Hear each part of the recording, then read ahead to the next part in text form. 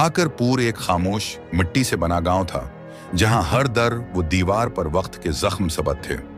वहीं शमीम बीबी नामी बाइज्जत औरत अपने शवहर के दुनिया से चले जाने के बाद 2 बेटियों नूरजहां और फायजा के साथ जिंदगी की कठिनाइयों से लड़ रही थी। बीवा होने के बाद शमीम बीबी ने जब सलाई कढ़ाई का हुनर अपना लिया, तो दोनों बेटियां भी घर के हालात देखकर बाहर काम करने निकल पड़ी।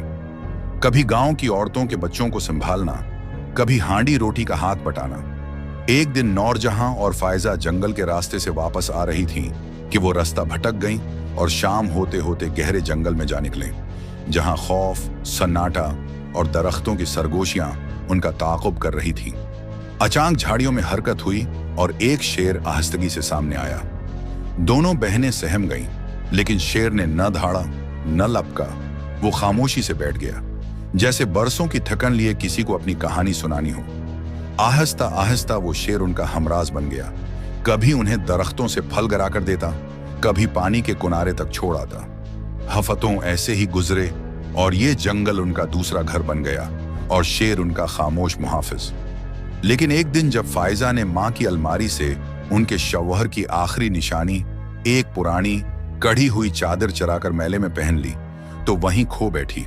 जब घर लौटी तो मां की आंखों में दुख और खामोशी बोल रही थी। शर्मिंदा फायजा अगले दिन अकेली जंगल की तरफ निकल गई, जहां शेर ने हमेशा की तरह उसकी मौजूदगी को महसूस किया और कुछ देर बाद वही खोई हुई चादर उसके कदमों में लाकर रख दी।